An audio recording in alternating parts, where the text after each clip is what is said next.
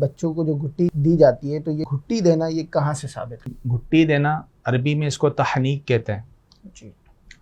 حضرت عائشہ صدیقہ رضی اللہ تعالی عنہا فرماتی ہیں کہ آپ علیہ الصلاۃ والسلام کی خدمت میں بچے لائے جاتے تھے، آپ ان کے لیے برکت کی دعا کرتے اور تحنیک فرماتے۔ تحنیک وہی گھٹی دینا، گھٹی دینا اس کو کہتے ہیں کہ چھہارا ہے کوئی میٹھی چیز چبا کر اس کی مٹھاس جو ہے وہ بچے کے منہ میں ڈالی جائے، اس کے تالو میں مل دی جائے، اس کو تحنیک کہا جاتا ہے، گھٹی دینا کہا جاتا ہے۔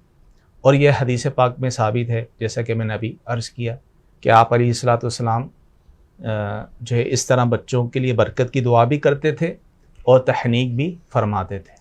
تو اس لیے علماء نے فرمایا کہ جب بھی بچے کی ولادت ہو تو بچے کے کان میں اذان، سیدھے کان میں اذان، الٹے کان میں اقامت کہہ کر پھر اس کے بعد کسی بزرگ کے پاس یا نیک شخص کے پاس لے جایا جائے اور ان سے گھٹی دلائی جائے۔ اس کا فائدہ یہ ہوگا کہ سب سے پہلے اس کے منہ میں، بچے کے منہ میں کسی نیک شخص کا جو ہے وہ لعاب جائے گا، وہ مٹھاس جائے گی، تو اس سے اس کو برکت حاصل ہوگی۔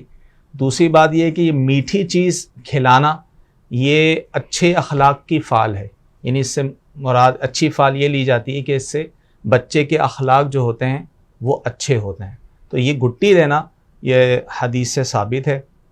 البتہ اب ہمارے ہاں کئی طریقہ آ گیا ہے کہ ویسی میٹھی چیز جو ہے وہ بچے کے منہ میں ڈال دی جاتی ہے، عمومی طور پہ شہد ڈال دیا جاتا ہے، لیکن جو درست طریقہ جو حدیث سے ثابت ہے وہ یہی ہے کہ گھٹی دینے والا پہلے وہ چیز خود چبائے اور اس کی بھی جو مٹھاس ہے وہ چیز اس بچے کے تالو میں لگا دی جائے۔